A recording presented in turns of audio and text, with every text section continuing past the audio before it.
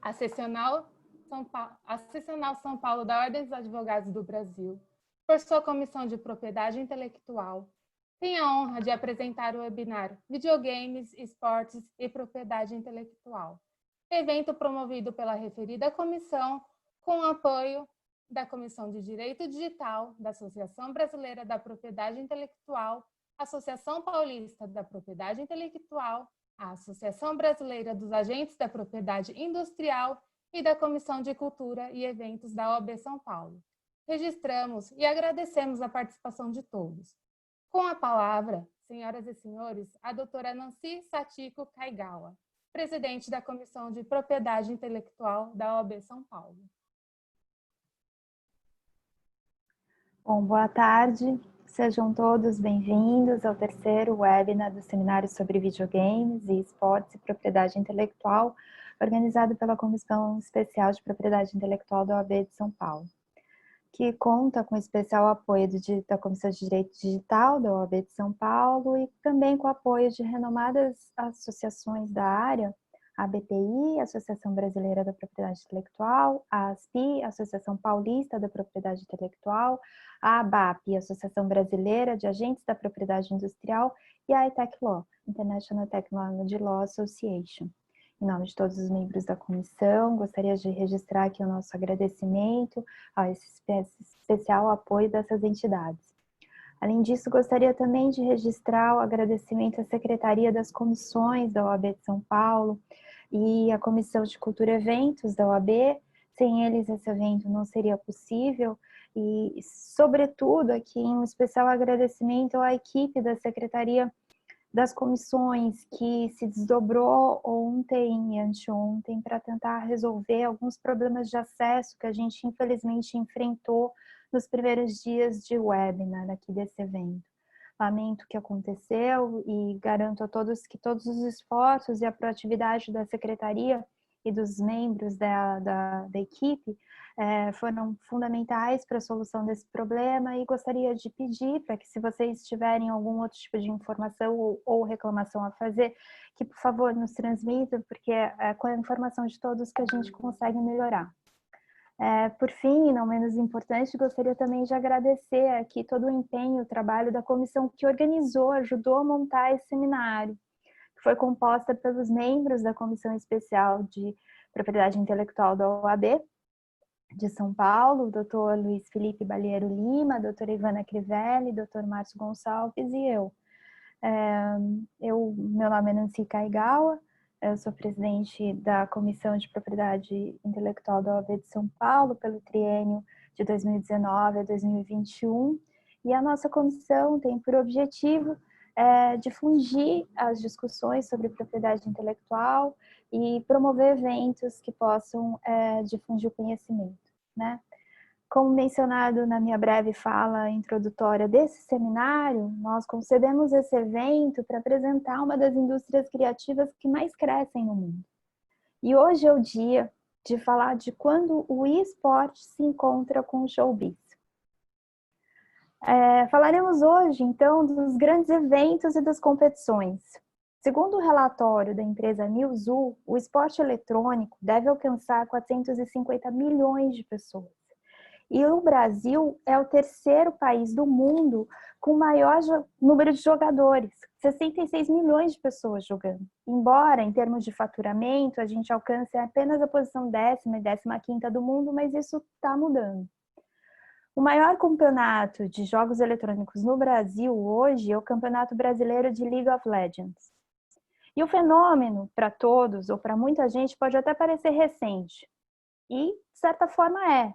Por exemplo, o primeiro campeonato mundial de League of Legends foi transmitido em 2011, menos de 10 anos atrás. E eles sofreram problemas, inclusive, com conexão. Caiu a reconexão no meio do jogo, teve um jogo que durou quase 7 horas, 2 equipes jogando mais de uma vez o mesmo jogo. Mas esses problemas foram superados de maneira bastante rápida e ágil. Em 2014, 3 anos depois, eles conseguiram lançar o campeonato na Coreia do Sul para 40 mil pessoas ao vivo, no estádio, a presença de uma banda chamada Imagine Dragons, que tem uma música nos jogos. E ano passado, em 2019, quando o jogo fez 10 anos, né, seu aniversário de 10 anos do lançamento, o campeonato mundial foi assistido por 100 milhões de pessoas. Foi transmitido em 16 idiomas. E alcançou no pico, que foi exatamente a final, 10 de novembro de 2019, 44 milhões de pessoas assistindo. Isso até faz sentido quando você pensa que esse jogo, e apenas esse jogo, diariamente, no horário de pico, consegue reunir 8 milhões de pessoas jogando ao mesmo tempo. Mas hoje a gente não vai falar de uma competição específica ou de um jogo específico. E para que fique claro, né, apesar de ser bastante interessante a questão e as questões relacionadas ao direito desportivo estejam intrinsecamente relacionadas a isso, como nossa comissão de propriedade intelectual, a gente vai abordar os aspectos voltados à propriedade intelectual e, por isso, a intenção aqui não é falar de um único evento ou uma única competição, mas sim trazer para vocês o evento em si, como que ocorre a produção de um evento dessa magnitude, todos os aspectos que devem ser considerados para que um evento desse tamanho seja colocado em pé. Quais são os instrumentos jurídicos necessários, quais os direitos de propriedade intelectual que devem ser observados, atendendo aos interesses de todos os stakeholders envolvidos e também atraindo público de maneira presencial, em streaming ou transmitido pela TV. E para isso, nós não poderíamos pensar num painel melhor do que a gente conseguiu montar hoje. Conseguimos unir numa única tela virtual a CEO da Game XP, Roberta Coelho, que é o maior evento de entretenimento de games no Brasil hoje, e especialistas de peso também na nossa área de propriedade intelectual, como a Fernanda Magalhães, que foi Chief Intellectual Property Counsel nos Jogos Olímpicos e Paralímpicos do Rio 2016.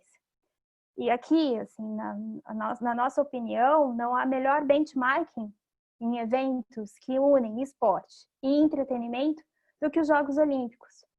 E para fechar tudo isso, a gente fazendo a amarração toda, a gente tem aqui o Daniel Pitanga, que até deixa eu pegar aqui, é chair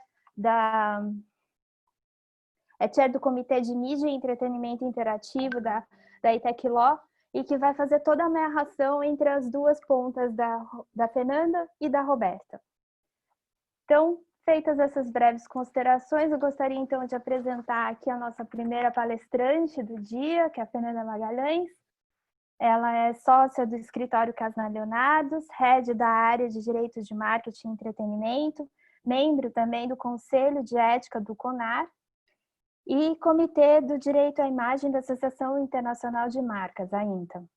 Graduada em Direito pela PUC-Rio, Fernanda tem mestrado LLM em Propriedade Intelectual e Tecnologia e Comércio pela Franklin Pierce Law Center, da Universidade de New Hampshire, dos Estados Unidos, e em sua trajetória profissional, né, como dito antes, ela atuou como Chief Intellectual Property Counsel nos Jogos Olímpicos e Paralímpicos do Rio 2016.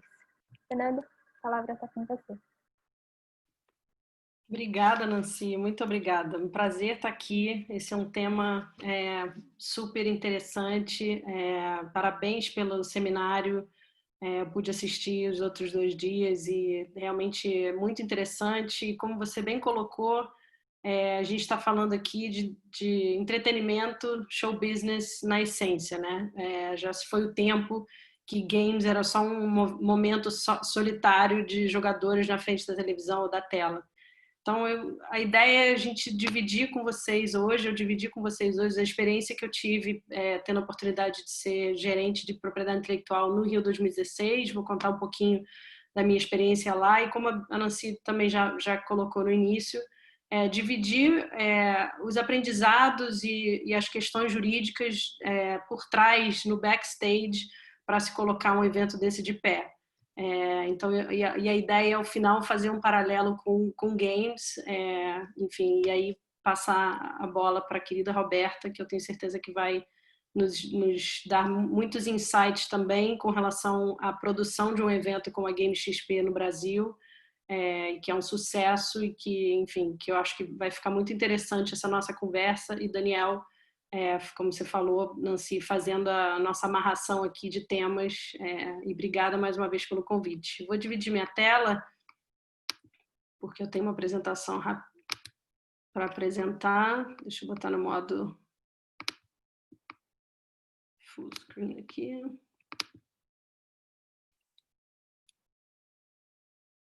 Foi? Foi. Então, como eu comentei, a ideia é a gente passar pelos Jogos Olímpicos, mas sempre com o olhar de que os desafios encontrados aqui podem ser facilmente traçados em paralelo com os eventos, as competições de esportes, e é isso que eu vou tentar dividir com vocês brevemente. Como a Nancy falou, só colocando meu currículo aqui mais uma vez, eu tive o privilégio de trabalhar no Rio 2016, depois de ter morado muito tempo nos Estados Unidos, e quando voltei quis realmente me envolver, foi uma coisa certa no momento certo, e foi um desafio incrível. Eu nunca tinha trabalhado com Jogos Olímpicos antes, e enfim, foi uma oportunidade de crescimento profissional, além do estresse, uma oportunidade incrível profissional. E eu atendia todas as demandas, né? A minha área jurídica de PI atendia todas as demandas envolvendo propriedade intelectual. A gente vai pincelar aqui algumas áreas mais densas que envolviam propriedade intelectual, mas essencialmente a gente está falando desde contratações de fornecedores até enfim, até questão legislativa da Lei Geral das Olimpíadas, que veio depois da Lei Geral da Copa, que a gente também precisava se envolver para garantir, enfim, que a operação dos Jogos ia acontecer como foi prometido pelo Estado, pela cidade do Rio, pelo país e também pelo organizador do evento, o Rio 2016. Eu gosto sempre de começar essa conversa sobre jogos colocando em perspectiva quem é quem no mundo olímpico.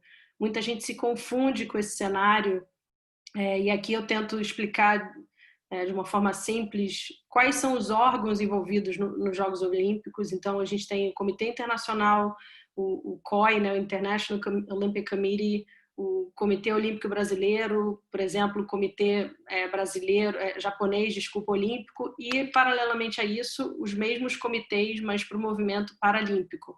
Esses são órgãos permanentes, seja o COB, seja o COI, ou seja o IPC, que é o International Paralympic Committee, e que de tantos em tantos tempos, então 2 em 2 anos, se reúnem para escolher a cidade-sede, as cidades-sedes, normalmente com 2 cidades-sedes de antecedência, que são os movimentos, as organizações temporárias. Então, aqui a gente tem, hoje, né, para Tóquio 2020, que vai ser, se Deus quiser, 2021, a organização dos jogos da cidade candidata. Então, se monta um comitê organizador para a cidade candidata e se propõe ao COI e ao IPC o que seria esse evento Jogos Olímpicos nessa cidade sede. Depois que se ganha a candidatura é que você se torna um comitê organizador. Então, existem algumas questões ali de transição, até societária mesmo, de criação de órgãos, de entidades que podem seguir para frente se a cidade-sede for eleita ou se desfazer em seguida. Então, isso enfim, a estrutura é essa, de como o movimento olímpico das cidades, seja dos Jogos Olímpicos de verão, seja de inverno, acontece da mesma forma. Dentre as atribuições do comitê organizador, que foi o Rio 2016, na edição de 2016, entre muitas, eu posso citar algumas aqui para a nossa discussão que eu acho que são interessantes. Então, o comitê organizador Rio 2016, para quem eu trabalhei, era responsável por colocar esse show de pé, esse evento de pé. O COI tem um livro de exigências, né, suas inúmeras policies e regras, mas quem determina como aquilo vai virar versão 2016 é o comitê organizador, ou 2020 para Tóquio seria nesse ano. Então, algumas das atividades produzir e colocar de pé e financiar as cerimônias de abertura e encerramento olímpico e paralímpico. Supervisionar e organizar e coordenar a criação da Vila Olímpica, por exemplo. E tudo que tem a ver com a operação da Vila Olímpica, como catering, como segurança, isso tudo é contratado através dos Jogos Rio 2016, ou, de novo, Tóquio 2020, eu vou falar muito aqui do Rio 2016. Estabelecer, com base nas regras do COI, criar estratégias de desenvolvimento, de melhorias e até de engajamento com o mercado nacional daquele país que é sede das Olimpíadas, as regras de marketing, de exploração de marketing das marcas e do movimento olímpico como um todo. Muita gente, né, em ano de Copa e de Olimpíada, ouvia muito falar desse assunto em propriedade intelectual, marketing emboscada, o que é o marketing emboscada, como jogos garante a exploração, a exclusividade de um patrocinador, a exploração comercial da imagem. A gente vai falar um pouquinho disso mais para frente, mas essas são as questões de marketing, a qual o Rio 2016 tinha a obrigação de implementar no momento dos Jogos.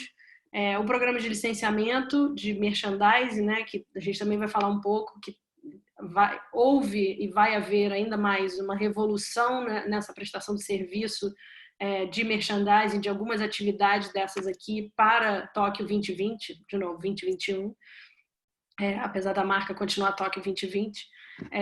Mas até o Rio 2016, até a edição de 2016, o comitê organizador foi o responsável por colocar de pé o programa de licenciamento de merchandising para venda no Brasil e através de parceiros do COI fora do Brasil. Obviamente, a venda de ingressos e a própria gestão dos venues, dos Olympic venues, né, que foram contratados e escolhidos.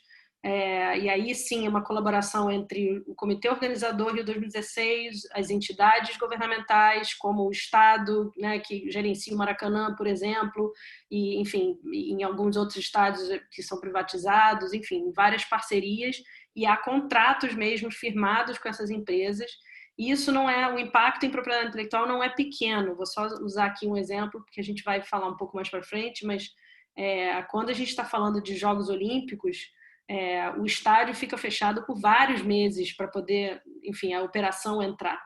Então, isso impacta em várias questões contratuais de propriedade intelectual, com relação a naming rights, com relação... Então, a gente está falando de Maracanã, pode ser mais fácil pode ser mais difícil de entender, mas quando a gente fala de um estádio Fonte Nova, que tem o naming rights da Itaipava, eu tinha, pelo menos na época dos Jogos, você tem ali uma questão crua, né, básica de propriedade intelectual, que precisa ser endereçada desde o início, senão você não consegue fechar a contratação, e, enfim, vários desdobramentos de propriedade intelectual, mesmo nas questões mais operacionais, né, de logística e infraestrutura possíveis.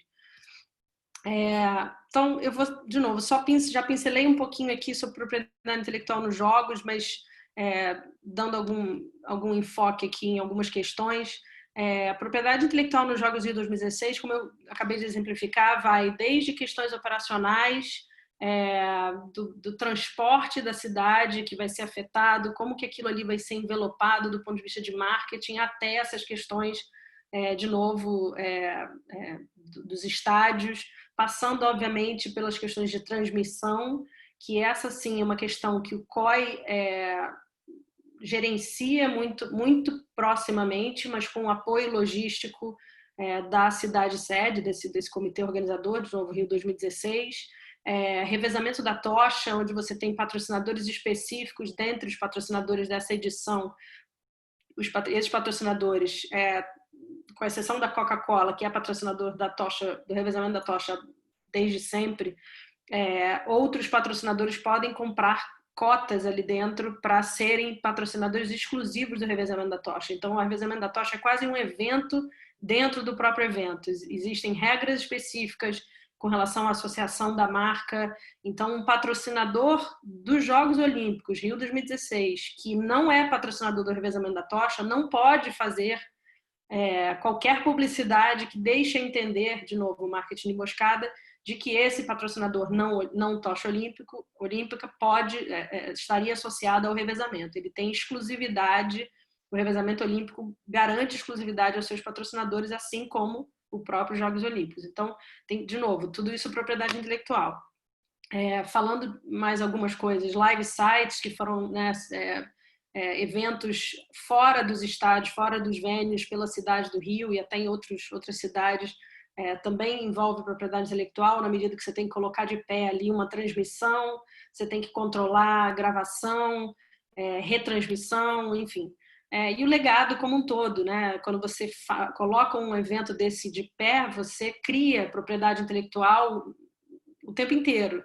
Então, como que você transfere, como você garante que essa propriedade intelectual, que depois que o evento acaba, que a edição de 2016 acaba, como que você transfere isso para o COI? Porque é quem fica com a propriedade intelectual depois que os comitês organizadores se desfazem.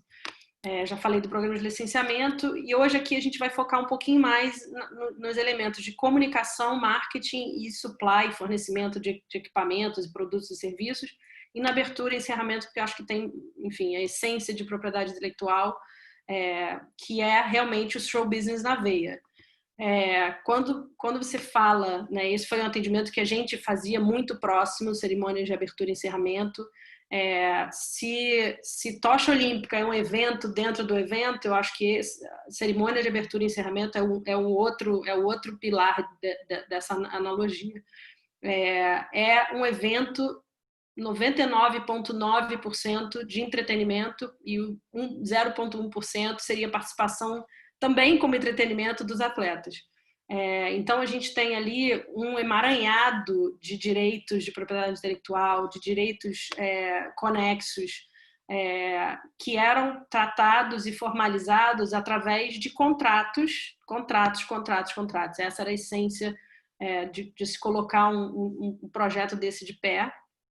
Imaginem que, de novo, o que se produz ali, né, fica como, não só é uma responsabilidade do Rio 2016, mas fica como legado para o COI. Tudo que se é colocado naquela tela, naquele momento desse evento, precisa ter liberação de direitos de uma forma muito ampla. Então, não é um simples termo de autorização de direito de imagem que você pega ali no Google e oferece para as pessoas que estavam ali. A gente está falando desde crianças que fizeram parte da abertura, que fizeram coreografia, até, como a gente está vendo aqui, a Gisele Bündchen, né, os headliners da abertura, os cantores, os músicos, enfim, todo mundo que estava envolvido ali, e de uma forma muito ampla para que possa ficar, enfim, como legado mesmo do movimento olímpico. E isso, vocês imaginem a dificuldade que muitas das vaidades, né, de tantas situações trouxe para a operação. A gente fazia, no Rio 2016, existia uma produtora, um pool de produtoras, na verdade, para colocar esse evento, a abertura de pé. Eles faziam um processo, vamos dizer assim, de volume, de clearance mesmo, de direito de imagem, então eles estavam muito próximos da produção, isso é muito interessante de entender como é que funciona. Então, o jurídico, né, de propriedade intelectual muito próximo da produção, mudando coisas ali ao vivo, não, obviamente, na hora do evento, mas nas decisões. Então, se esse artista não pode, se esse aqui não topa, quem a gente bota, como é que a gente repõe essa música, e por aí vai. Então, de novo, desde as questões de direito de imagem, as questões de direitos autorais e direitos conexos. A gente tem aqui o Caetano, Anitta e Gil cantando uma música de terceiro, que quem compõe ainda é um outro terceiro, e aí você tem que ter autorização para cantar ali a música, né, para exibir a música. Como ela é gravada, ela vai precisar de uma autorização específica, ela vai virar uma gravação, uma nova gravação, e aquilo vai gerar direitos autorais e direitos conexos. A gente fez um contrato guarda-chuva com o ECAD, por exemplo, para endereçar as questões de exibição pública da obra. Era um contrato que cobria todas as operações dos Jogos, e se alguém teve a oportunidade de participar de algum evento olímpico, provavelmente se lembra, né, do número de músicas que se tinha nos intervalos dos Jogos, de vôlei, de praia, até mesmo na entrada do Maracanã, quando você chegava, você era recebido por uma torcida ali, os voluntários, até com músicas e alto-falantes. A própria tocha olímpica, que tinha, né, a música no alto-falante, isso tudo foi mapeado por nós da área de PI. para apresentar uma proposta para o ECAD. Foi um trabalho hercúleo, sinceramente, porque gostemos ou não, sem entrar muito nesse mérito, mas a questão era, de novo, quando a gente está falando de um patamar de entrega como a do COI, para a qual a gente estava se comprometendo a fazer, não tinha como ser diferente, não tinha como ser metade dentro e metade fora, né? A exposição era enorme, o risco é enorme, então a gente tinha que realmente mapear tudo que se fazia de uso de música e o que não se fazia, porque em muitos casos assume-se que vai se ter música em lugar X, exemplo, Vila dos Atletas. No início se tinha a intenção de se ter música em vários lounges, em vários lugares. O custo era tamanho, de novo, disso, que nós conseguimos, trabalhando com as áreas funcionais dos jogos, explicar o valor e dizer, olha, se isso aqui as pessoas né, as áreas não necessariamente entendem que isso é um custo para a operação de um evento de entretenimento. E aí a gente foi educando os olhares né, das áreas menos front stage, mais backstage, para entender que se eles quiserem ter um lounge com música, enfim, que aquilo ia ter um custo que talvez um patrocinador ia ter que arcar, ia sair fora do escopo do Rio 2016 e por aí vai. Então, já falei de alguns exemplos aqui, mas, de novo, a gente está falando de direitos autorais e conexos de cenógrafos, de figurino, de coreografia, de maquiagem. Todos esses assinaram os termos que foram criados, fornecidos pelo COI, mas abrasileirados pelo Rio 2016, no sentido da lei, no sentido do escopo das questões aceitáveis de direito autoral, do direito moral do autor, direitos morais do autor, até as questões muito nossas, muito brasileiras, que são as questões do direito das comunidades indígenas, que de repente, né, não estaria de pronto na cabeça de algum produtor internacional, mas que era uma questão a se observar, as autorizações da FUNAI, que a gente teve que formalizar, enfim, instruir como fazer, quais riscos topar, quais riscos não topar, reportar o COI, enfim. Então, acho que cerimônias realmente de abertura e encerramento olímpico são as duas vertentes mais show business que se pode ter nos Jogos. E todos esses aspectos aqui passam por propriedade intelectual, como vocês sabem. Aí eu queria entrar um pouquinho na questão do direito, da exploração do direito de imagem do atleta, porque isso vai já começar a nos trazer mais perto para o nosso tema de games hoje, né? Então, quando um atleta participa de uns Jogos Olímpicos, ele assina um termo, um formulário de participação muito simples, que tem uma cláusula lá, que ele expressamente concede seus direitos de imagem por participar dos Jogos, para divulgação, para transmissão da própria competição.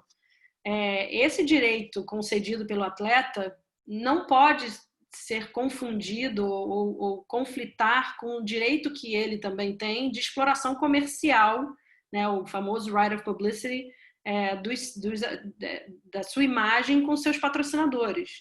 Então, existe muita sensibilidade, tanto do COI, e aí, obviamente, da cidade sede e das suas comunicações, para que isso não aconteça. O atleta ele é financiado ao longo da sua carreira inteira pelos patrocinadores próprios, que não necessariamente, na maioria das vezes, não são os patrocinadores dos jogos.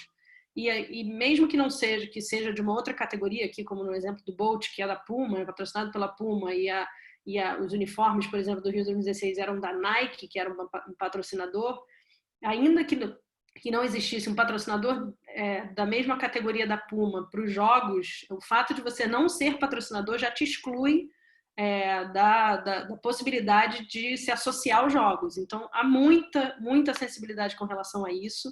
Esse é um âmbito enorme, como eu falei, de marketing de emboscada, que era um grande viés dos jogos e uma grande entrega do Rio 2016 para com o COI. Mas, como eu falei, o fato, quando esse atleta participa, isso aqui é um vídeo recente de motivacional, institucional do COI, que, enfim, vocês podem achar no Olympic Channel, que mistura aqui a ideia de atletas, né, não profissionais e profissionais, e aí você se pergunta, poxa, mas como é que essas pessoas estão aqui dentro, como é que elas cedem esse direito? É através desse, na verdade, licenciam, é através desse formulário. Esse formulário permite que o COI use as imagens capturadas da performance desse atleta nos Jogos Olímpicos para a promoção do próprio, divulgação do próprio movimento olímpico, mas jamais para a divulgação comercial do próprio Jogos Olímpicos. Então, estou aqui lembrando de situações verdadeiras lá que aconteceram. Fernanda, a gente pode usar a imagem do Bolt chegando na Olimpíada de Londres, lembrando, o Rio 2016 herda a bagagem de Londres e de Beijing, do que for, em função da licença do COI para o Rio 2016 e depois de novo para o COI e daí por diante. Posso usar aquela imagem linda dele chegando assim assado para vender ingresso? Não, não pode, por várias razões. Além de você estar vendendo ingresso, e é uma questão comercial, no anúncio de venda do ingresso dos Jogos Rio 2016, quem patrocinava, quem tem direito a se associar a isso era a Visa, que não é patrocinadora do Bolt. Então, e ainda que fosse, uma outra fatia desse atleta, mesmo que fosse a Puma, que não faria muito sentido, mas mesmo que fosse a Puma a patrocinadora do evento, da venda dos ingressos, ou do que fosse, é uma outra fatia desse atleta. Esse atleta lá no seu patrocínio com a Puma não garante a Puma o direito de explorar a imagem dele dentro dos Jogos. É mais uma fatia que ele teria direito a receber, ou do filme oficial, ou da merchandising do Rio 2016 ou de Tóquio 2020. Então, essa é uma diferença importante que a gente tem que lembrar quando a gente está falando de exploração de direito de imagem de atletas em campo, vamos dizer assim. A gente já falou aqui um pouquinho sobre isso, não quero me ater muito, mas vou passar aqui por alguns conceitos de exploração dos direitos comerciais. Essa é a foto atual dos patrocinadores do COI. Existem categorias de patrocinadores, como todo mundo deve saber. Esses são os top 13, eles não chamam nem de patrocinadores, eles chamam de parceiros, né? Os parceiros globais do movimento olímpico, que a gente vai ver aqui que é um pouco diferente em categorias. Mas o que ser um patrocinador olímpico significa, né? Primeiro, associação com a marca. Então, você ser um patrocinador global olímpico te permite, direta e até indiretamente, se associar ao movimento olímpico. Mas significa também, isso é muito rico de entender, fornecer com exclusividade os seus produtos ou serviços para a operação do Rio 2016, dos Jogos Invernos do 2020 e de quais outros eventos o COI colocar de pé. Então, eu coloquei aqui de forma muito simples, os parceiros olímpicos mundiais têm exclusividade de fornecimento de seus produtos e serviços para todos os eventos olímpicos, nas suas categorias. Então, a Coca-Cola são os soft drinks, são as bebidas, né, refrigerantes e tal, água. E aí você não encontra produto concorrente, por exemplo, a Coca-Cola, nos eventos olímpicos. E isso é um trabalho hercúleo também, porque em algumas situações você tem o Rio 2016, ou de novo, o comitê organizador, tem que contratar a Coca-Cola para fornecer isso. Então, a Coca-Cola faz o pagamento de patrocínio, mas tem o direito de ser contratada para fornecer. E ali existe uma negociação entre partes, de uma parte que não tem necessariamente nada a ver com a história do COI, mas de fornecimento de produtos e serviços. Isso também, enfim, há desdobramentos de propriedade intelectual, como usar, quando não é possível fechar um acordo, um contrato, como que se faz, e aí é que entra de novo marketing emboscada. Não há produtos que não seja de patrocinador com marca dentro de um venue olímpico. Então, usando um exemplo, se não há nenhum fornecedor de um produto específico e você precisa ter aquele produto específico ou serviço dentro do venue olímpico, o time de brand protection dos jogos sai literalmente colocando tape em tudo quanto é que é lugar, adesivos, para tapar as marcas não patrocinadoras, porque a ideia é que você só experiencie marcas, né, só vivencie marcas patrocinadoras. Então, isso é muito doido, mas é extremamente complexo. Por outro lado, existem patrocinadores pontuais, que são de edições específicas, a gente vai ver alguns exemplos aqui, o próprio McDonald's, que é um fornecedor tradicional e fecha parceria de fornecimento específico para certas edições, a Nissan, que foi a patrocinadora na categoria de veículos do Rio 2016 e por aí vai. Mas não é só associação à marca e não é só vendas, a gente vai ver isso, a minha provocação no final. Uma das grandes mudanças do Rio 2016, da edição de 16 para agora, é que os dois patrocinadores, Alibaba e Intel, passaram a fazer parte da categoria de patrocinadores globais do COI. O Alibaba vai ser o fornecedor global. Lembra que eu comentei que a organização de cada evento tem a obrigação de meio que colocar o show de pé e que muitas dessas atribuições são de infraestrutura e de montar novos negócios, como o programa de licenciamento. Para 2020, para Tóquio 2020, a ideia, né, não vimos, então não sei como é que vai se desmembrar, mas a estrutura montada pelo COI e pelo Comitê Organizador de Tóquio 2020 é bem diferente nesse sentido do que foi para Rio 2016. Então, é um pulo de 4 anos enorme, onde o Alibaba vai ser o fornecedor, além, de novo, de se associar à marca, ele vai fornecer todos os serviços de cloud para os jogos. E aí a gente já está começando a chegar perto do nosso tema games aqui. Porque ele vai ser o fornecedor de toda a base, junto com a Intel, em capacidades diferentes, vão ser os novos parceiros digitais para realmente digitalizar os Jogos Olímpicos. Essa, infelizmente, de novo, foi adiado, mas a gente vai ter uma experiência de Jogos Olímpicos em 2020 muito diferente do que foi 2016, e muito por conta dessas duas parcerias. Então, assim, a ideia da parceria, né, com empresas de tecnologia não vem por acaso. Os Jogos Olímpicos já pensam e consomem, né, games, né, videogames há bastante tempo. Eu consegui achar essas duas imagens aqui e tenho certeza que existiriam até outras mais recentes do que Barcelona 92, mas eu achei essa imagem boa para mostrar um dos primeiros videogames olímpicos oficiais da SEGA, que é um parceiro dos jogos, do COI, enfim, licenciado, um produto licenciado.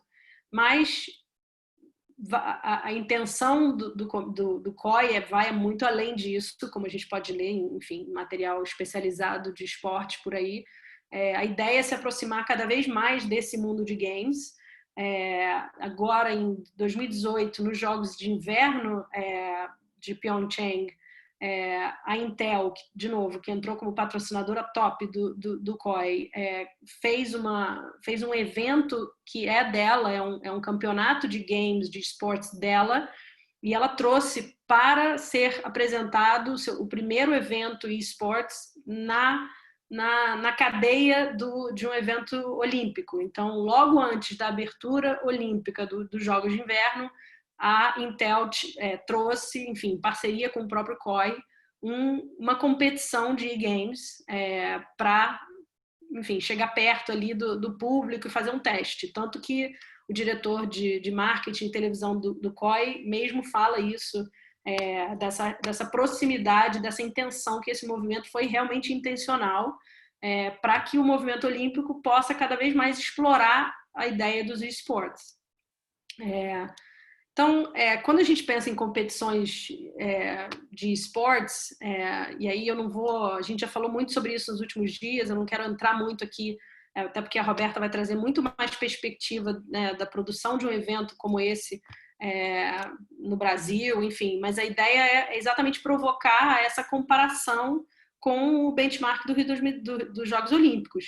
Então, em competições de esportes, a gente tem, sim, times, podem não ser nações, às vezes, né, existem os melhores, e aí você faz o qualify e vai chegando lá nas competições, como no caso do League of Legends, que, né, acho que todos sabem, mas enfim, nasceu como um programa, como um games, e virou uma competição e foi se estruturando dessa forma. Eles também têm vários dos desafios que eu mencionei sobre os jogos do ponto de vista de propriedade intelectual, também estão aqui, também estão nessa arena de competição. eles têm times, eles têm atletas, eles têm os personagens. Então, como é que é o direito autoral e o direito de imagem, a exploração desses atletas, os clubes, como é que quando acontece conflito de patrocinadores, então tá aqui os personagens, quem tem direito ao quê? Então a Liga, obviamente, o desenvolvedor do jogo League of Legends é o detentor dos direitos autorais e exploração comercial desses direitos do próprio jogo. Mas isso não significa que necessariamente, a não ser através de contratos, licença de direito de imagem e por aí vai, como a gente viu para os jogos, não vou repetir, os direitos de imagem desses atletas, até desses patrocinadores estejam tratados em contratos e, enfim, firmados. Como a gente vê aqui, são um dos patrocinadores mais recentes do campeonato na América do Norte, várias marcas que podem ou não conflitar. Então, eu tenho certeza que muitos dos conflitos que eu vivi no Rio 2016, de patrocinador de um time, atleta vestindo uma roupa que é do seu patrocinador, mas aí o campeonato é patrocinado por uma outra empresa. Como é que você cria essas regras? E o COI tem regras super afinadas sobre isso, porque obviamente já vem fazendo há muitos anos, mas como que se criam essas regras? Como é que você baliza esses direitos para que de fato você possa explorar comercialmente o quanto possível se tornar um evento do tamanho dos Jogos Olímpicos? É o grande segredo. O League of Legends tem também abertura olímpica e eu adorei, ao fazer as minhas pesquisas sobre os jogos, sobre o LoL, encontrar esse vídeo da abertura do ano passado, do evento, que, sinceramente, é de tirar o fôlego e é tão incrível quanto o que eu pude ver no Rio 2016. Aqui, de novo, a gente tem direito de imagem, direitos de música, execução pública, enfim, todas as questões que a gente já tratou lá no início sobre cerimônia de abertura estão aqui. Então, eu acho que o paralelo não poderia ser melhor. O que eu posso dizer é que a produção de um evento como os Jogos Olímpicos passa primordialmente por propriedade intelectual. Tem situações que, de repente, a gente nem, né, mesmo estudando muito, aprendendo muito, você ainda se surpreenderia. E eu pude, enfim, viver isso, tive o privilégio de viver e acho que a grande sacada do COI e da estrutura que se cria ali é exatamente a consistência nas políticas, nas contratações, na linguagem de contratações, para que esse legado de edição a edição, que no caso dos jogos acontece a cada 4 ou 2 anos, enfim, inverno e verão, possam ser constantemente construídas para que se tenha hoje, quando você olha para trás, um Olympic Channel com tanto conteúdo, com tanta propriedade intelectual sendo explorada e fatiada dessa magnitude. Então é isso. Não sei se eu corri. Acho que deu, meia hora. Ótimo, Fernanda. Acho que agora, só para fins de correr com o tempo, né? Eu vou fazer a apresentação aqui para da Roberta Coelho. A Roberta é CEO e co-criadora da Game XP, que é o primeiro game park do mundo, uma celebração ao universo dos games, da música, do entretenimento, que desde 2017 recebe mais de 100 mil pessoas. Head of Business Development do Rock in Rio, e esse CFO ajudou a transformar o Rock in Rio numa marca global, produzindo o maior evento de música do mundo no Rio de Janeiro, Lisboa e Las Vegas. Atuou como CEO, CFO, Head of Business Development, diretora comercial em grandes corporações no Brasil, na Itália e nos Estados Unidos. Então, com essa breve introdução, passo a palavra para a Roberta. Roberta, se você quiser também, eu posso já passar o vídeo, você me fala quando for, tá? Eu te falo, se eu puder te falar, eu super agradeço. Bom, primeiro, antes de mais nada, muito obrigada pelo convite. Realmente um prazer estar aqui nesse meio dos advogados para poder contar um pouquinho também da nossa história e da história dos eventos, que acho que assim é totalmente interligada com essa história de propriedade intelectual, dos advogados fazem parte da nossa vida. Né? A Fernanda, além de todo o currículo que ela mostrou, também faz parte da Associação dos Produtores de Eventos do Rio de Janeiro, de onde tanto a Game XP quanto o Rock in Rio também fazem parte. Então, a gente não vive sem vocês, isso é fato. Bom, A Game XP, a Fernandinha já deu uma aula aqui de produção de evento. Eu estou aqui tentando entender por onde que eu vou começar, porque, enfim, depois você fala dos Jogos Olímpicos, tudo fica diminuído, né? Mas eu vou tentar usar um pouco da experiência de Rock in Rio, mas, óbvio, falando da Game XP, desse universo dos games também. A Game XP, para quem não conhece, depois a Nancy vai fazer o favor de passar um vídeo que eu não consegui compartilhar. Mas a Game XP, ela começa dentro do Rock in Rio em 2017, quando o festival cresce de tamanho e tem um espaço maior, afinal a gente usa o legado das Olimpíadas, né? As Olimpíadas deixam esse legado incrível para o Brasil e principalmente para a cidade do Rio de Janeiro, e a gente usa no Rock in Rio, tanto o Rock in Rio como a Game XP, a gente usa o Parque Olímpico para fazer os nossos eventos, que é um parque totalmente preparado para receber um número grande de pessoas. Ele é totalmente acessível, as saídas de emergência são perfeitas, a questão do transporte público é perfeito. E logo na sequência dos Jogos Olímpicos de 2016, a gente ocupa o parque para fazer a edição do Rock in Rio de 2017. E ganhando aquele espaço todo, o Rock in Rio, que hoje caminha para ser muito mais um evento de entretenimento, que tem a música como fio condutor do que qualquer outra coisa, a gente começa a pensar qual era o tema que tem essa relação tão grande com o universo da música, que estava em crescimento, o que a gente podia trazer de diferente, sempre buscando muita inovação. E games, depois de uma pesquisa grande que a gente fez, games, obviamente, tem uma ligação gigante com o universo da música. Quem acompanha alguma coisa de videogame pode saber que recentemente, né, os jogos estão colocando música e shows dentro dos jogos. Então, assim, cada vez mais a gente prova que estava certo quando a gente traz esse conteúdo de games para dentro do festival. E aquilo foi um sucesso tão grande na edição de 2017 que fez sentido a gente dar vida àquilo que começa como um bairro do Rock in Rio. Em 2018 ganha a sua primeira edição standalone. E aí, bom, a gente começa tudo pensando o que a gente faz para ser mais um evento, para não ser mais um evento de games, né? A gente não queria ser uma feira de games, a gente queria ser uma mistura de todos os nossos acionistas. Afinal, a Game XP hoje, ela tem três acionistas de igual tamanho, que é o Rock in Rio, o Grupo Omelete, com a CCXP, para quem é de São Paulo provavelmente conhece, quem gosta de cultura pop muito mais, e o Grupo Globo. Então, a gente tinha três grandes acionistas. E como é que a gente faz para que esse evento seja um evento diferente, destacado? A gente cria, então, o primeiro, que a gente chama do primeiro e até hoje, o único game park do mundo, que é um evento de entretenimento que tem o game, né, como a sua espinha dorsal, como a sua principal temática, mas ele é estacionado em cima de grandes pilares que são relacionados diretamente ao universo dos games, que é o game propriamente dito, né, nas suas verticais de esports e game casual, a música e a experiência do parque de diversões.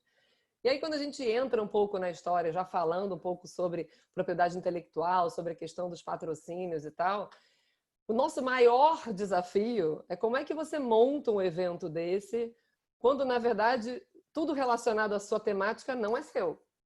Né? Então, assim, como é que eu faço para fazer o kart elétrico do Mario Bros, do kart do Mario Kart? Ih, caramba, eu tenho que falar com a Nintendo lá no Japão. Mas se eu quero fazer a escalada de Assassin's Creed, putz, eu tenho que falar com a Ubisoft, que até tem representação no Brasil, que teve ontem, né? Um painel super bacana também, mas então eu tenho que falar com eles para eles me darem a autorização. Então, tudo no universo dos games, quando você quer trazer conteúdo que de fato impressione, ele tem um dono, e como ele tem um dono, a gente precisa ir atrás do dono e falar: ei, amigo, quer estar aqui com a gente? Vamos fazer junto? Me manda os seus assets aí, você faz o... Então, por exemplo, eu vou até, antes de passar o vídeo, Nancy, eu vou compartilhar aqui uma imagem que era a ilustração... Deixa eu botar aqui. Isso aqui era o mapa da Game XP de 2019. Vocês estão vendo? Eu espero que sim. Então, o mapa da... Tá vendo? Desculpa. Bom, enfim, esse é o mapa da Game XP de 2019. Então, você imagina que para começar a fazer esse mapa, era a ilustração do evento. Isso aqui é um parque temático, né? Um parque de diversões. A gente super se inspira nos parques temáticos aí ao redor do mundo. E como é que você faz uma ilustração dessa sem colocar uma marca aqui dentro, que não seja a nossa? Né? Imagina só que eu tenho um labirinto do Pac-Man, eu tenho uma montanha-russa, né, que é de uma empresa alemã, eu tenho aqui uma laser tag que era do Fortnite, um grande jogo. Então, você imagina como é que a gente consegue, né, numa altura de você começar a fazer campanha de venda de ingresso, sem poder, e ainda não tendo nenhuma parceria fechada com nenhuma marca, como é que você cria uma ilustração para dizer o que você vai ter ali, mas você ainda, e mesmo que já tivesse parceria fechada com marca, a chance da marca deixar eu usar, da Nintendo deixar eu usar o Mario Bros numa campanha de venda de ingressos minha é assim, muito improvável, né? A gente nem conta com isso. E assim por diante. Então, assim, a gente começa com um desafio gigante, que é a cada ano trazer inovação para o evento, mas a cada ano você começa do zero, negociando com a marca, com os publishers, com os novos games, todo de novo. Então, o universo dos games é um universo incrível, que você tem aí cada vez mais milhares e milhares de publishers, mas é um universo difícil porque cada um tem seu asset. Então, se você vai falar do Mario Bros e como a gente quer ser um evento de games, a gente não pode botar o Mario Bros qualquer, a gente tem que botar o Mario Bros. Mas para eu colocar o Mario Bros, a Nintendo tem que me autorizar a fazer isso. Além disso, né, sem falar do nosso palco de música, porque aí eu também não vou nem entrar nessa história de música, porque, enfim, música é um outro universo, mas a Game XP tem um pilar de música muito forte. Então, você imagina o nosso palco de música, também todos os direitos negociados com os artistas, o palco é transmitido, então você tem que ter autorização dos artistas para transmissão. Se você vai usar a imagem de um artista numa campanha de venda de ingressos, você tem que ter autorização do artista para poder fazer isso. E assim por diante. E aí, quando você chega na nossa arena de competição, já puxando um pouquinho do gancho do que a Fernandinha estava falando, aí então é mais louco ainda, porque você imagina que a arena de competição do ano passado, ela era a Oi Game Arena, mas o campeão de um dos campeonatos que a gente fez foi o time patrocinado pela Vivo.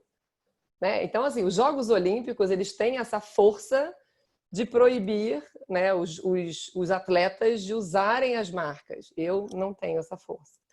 Né? E nem poderia ter, porque eu acho que assim, os Jogos Olímpicos é uma coisa super tradicional.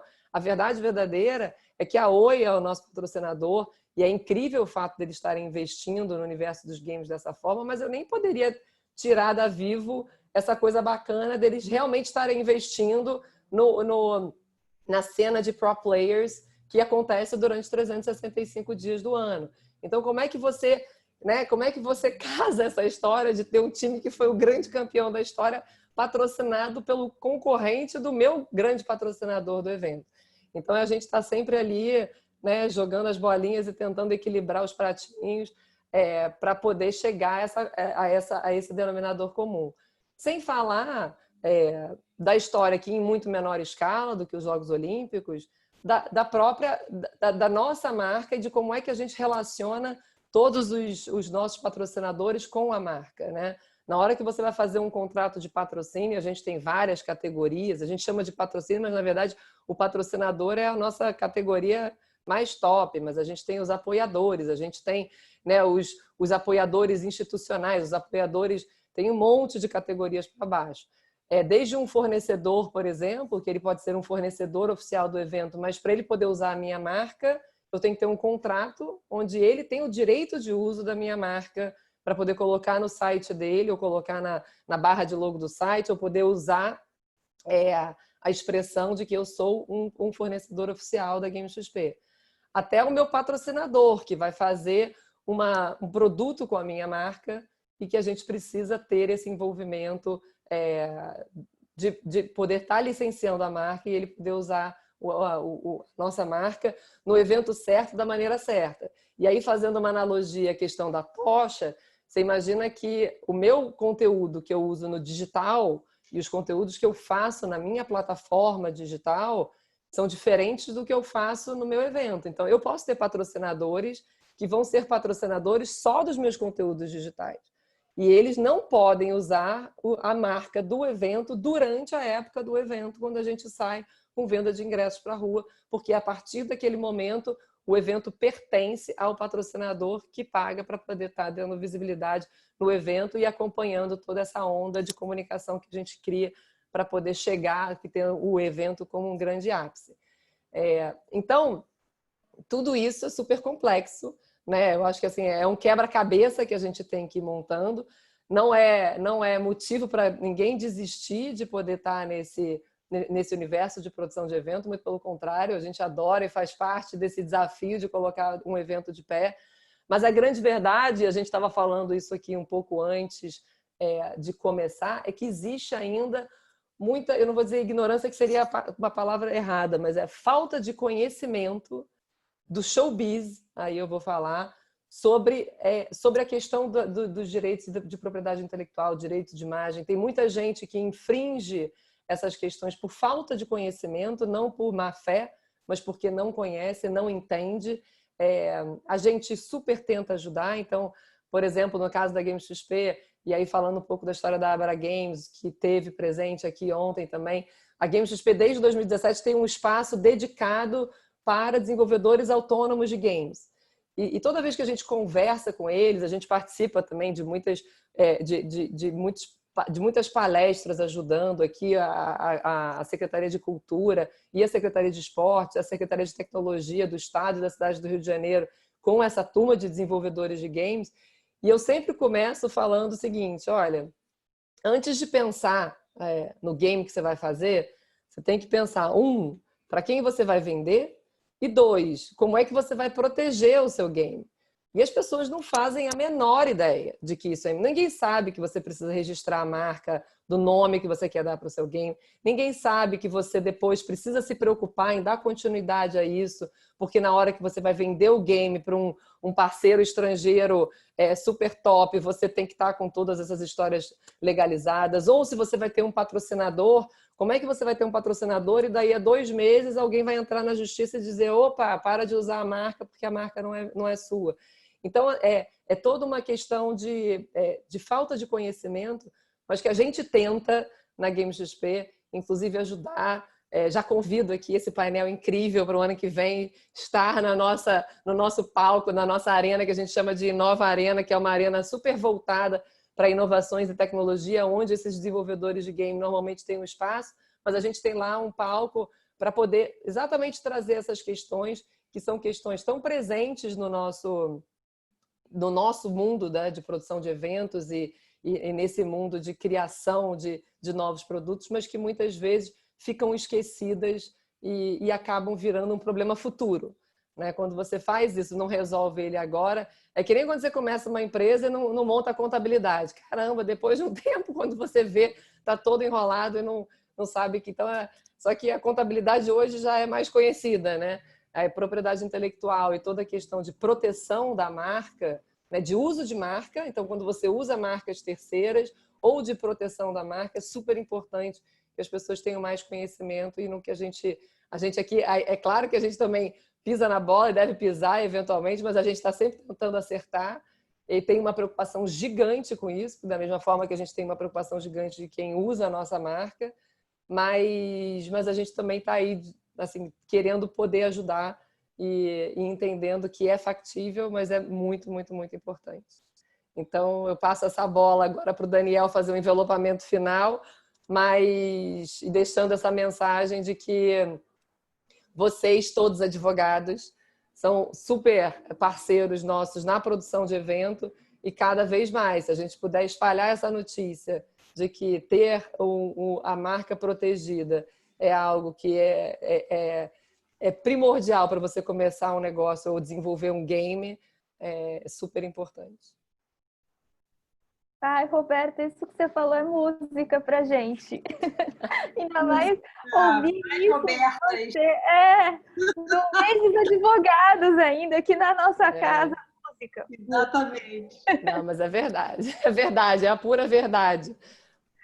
Temos que espalhar a notícia. E aí, então, Daniel, antes de passar a palavra, eu queria só te apresentar. E aí depois você entra, tá? Só para, né, poder propriamente te apresentar para o pessoal. Então, o Daniel Pitanga, advogado especializado em internet, mídia e entretenimento, mestre em Information Technology and Telecommunication Law pela University of Southampton, UK, pós-graduado em Direito da Propriedade Intelectual pela PUC Rio de Janeiro. Atualmente é chair do Comitê de Mídia e Entretenimento Interativo da ITEC Law e presidente da Comissão de Estudos e Combate de Pirataria da OAB Rio de Janeiro. Professor dos cursos de especialização em Direito do Entretenimento da UERJ, de pós-graduação em Gerência de Segurança da Informação da UFRJ, atua como perito judicial na área de TI dos Tribunais de Justiça do Rio de Janeiro e da Bahia. Então, com a palavra, Daniel. Obrigado, Nancy. Muito obrigado a Roberta também e a Fernanda. Vai ser bastante difícil aqui poder fazer uma complementação às apresentações que foram muito boas. Eu gostaria de trazer apenas aqui algumas informações, né, que são importantes quando a gente trabalha aí na área de esportes. A primeira é que é um fenômeno que é relativamente recente, né, mas em função do avanço da tecnologia, mas a primeira competição de esportes que se tem notícia data da década de 70, na Universidade de Stanford. Depois nós tivemos aí algumas competições ligadas ao Atari, ao longo dos anos, outras competições demonstrando aí o caráter muito próximo das empresas produtoras, das marcas e dos eventos que, como a Roberta pontuou, da característica muito presente de eventos com proprietários, né, onde nós temos ali as propriedades intelectuais presentes e marcando o tom desse tipo de evento, de promoção.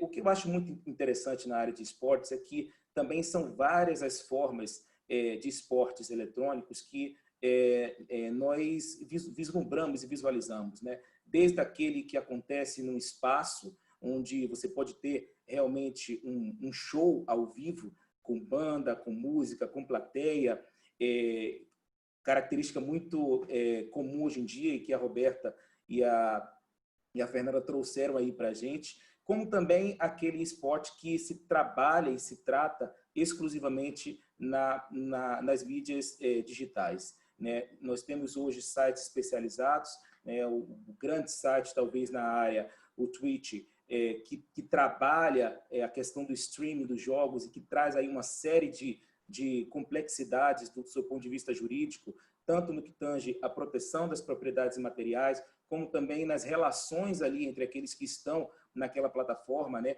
com possibilidade de aplicação do Marco Civil da Internet, com a possibilidade, inclusive, de litígios entre os jogadores e a própria plataforma.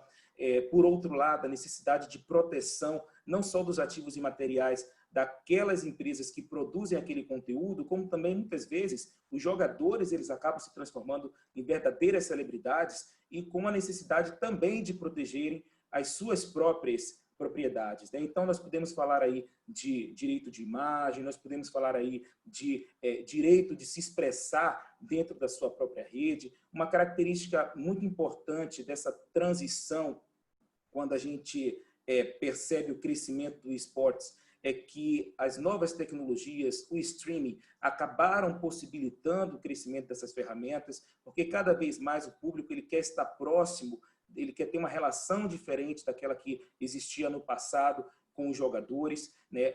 O entretenimento hoje é muito mais interativo, o consumo de entretenimento passivo, como existia antigamente, com o domínio da TV, com as grandes corporações ditando o que a audiência iria consumir, ela passa aí por todo um questionamento ao longo desses últimos anos e com um crescimento exponencial desse tipo de entretenimento que permite que os jovens, que hoje em dia não querem mais estar na frente da televisão ou esperando o conteúdo acontecer num determinado horário, poderem consumir e poderem fruir do entretenimento a qualquer momento, on demand e com interação, principalmente. E essas interações elas acabam gerando a necessidade, por um lado, de proteção de ativos imateriais pelos criadores.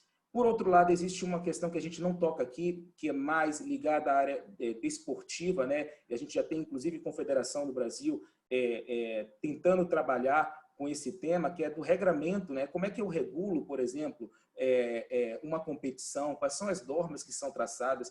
Nós sabemos que nos esportes tradicionais, as confederações, normalmente, elas têm as regras, mas os times, né, que competem, eles também acabam tendo suas próprias propriedades e respeitando a regra daquela confederação. Quando a gente lida com esporte, onde normalmente todo o conteúdo é proprietário, é de uma empresa que criou e que está permitindo que outros venham a aderir, essa questão das propriedades, do licenciamento, da possibilidade de uso, acaba se tornando um ponto de interrogação e, muitas vezes, até cria-se ali uma necessidade, né, de regras um pouco mais claras para saber até que ponto está o direito de quem criou de ditar essas regras e eventualmente, até impor situações para aqueles que jogam, ou se algum elemento exterior ele deveria estar, de alguma forma, regulamentando essas competições.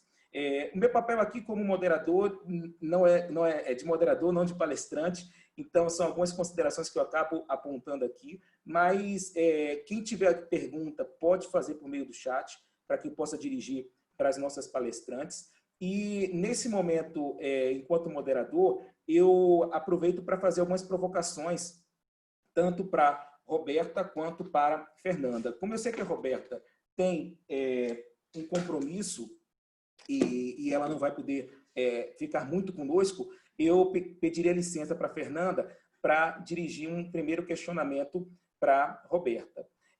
Roberta, a gente sabe que cada vez mais, a tendência, né, ao redor do mundo é que cada vez mais esses esportes eles venham a crescer, né, tanto em termos de receita quanto em termos de interesse dos patrocinadores em colocar a sua marca, associar a sua marca a esse tipo de evento. Você traz uma experiência muito interessante em termos práticos, né, de implementação, e também apontou as dificuldades, né, na questão dos licenciamentos.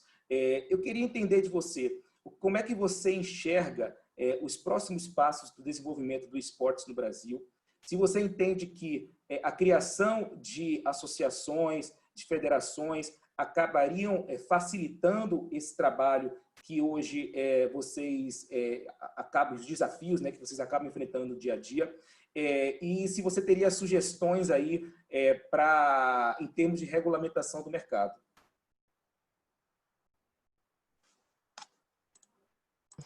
Bom, desculpa, eu ia começar a falar, estava no mudo. Bom, vou tentar responder todas as perguntas. O mercado é um mercado difícil, né? Eu acho que, assim, o grande desafio dos esportes, e aí eu acho que eu posso falar pelo mundo, não é só no Brasil, é a questão da regulamentação, né? O COI, e aí já está em discussão, teve uma discussão muito forte recentemente, aí acabou que o presidente do COI deu para trás e a questão dos esportes para as Olimpíadas de 2024 acabou ficando mais morna, mas a verdade verdadeira é que a gente não vai ter como fugir, na minha cabeça, né, que as Olimpíadas de 2028 já tragam algum tipo de competição de esportes. E o grande desafio é a regulamentação, porque hoje nem todos os publishers têm as suas próprias ligas de competição, né? Então, as regras do jogo, elas são as mais variadas, né? Hoje, se eu quiser fazer um campeonato de Counter-Strike, por exemplo, que é um jogo aberto, é o jogo mais competitivo do mundo e que tem maior número de competições, e é um jogo aberto para qualquer um. A gente tem, a GameXP, por exemplo, tem uma liga, a Liga Feminina de Counter-Strike, que é onde a gente investe na cena profissional no Brasil. A gente tem uma liga, a gente faz essa liga desde 2017, mas a verdade é que a regra que eu crio para o Counter-Strike hoje não necessariamente é a regra que, se você quiser fazer uma liga de Counter-Strike, você vai criar.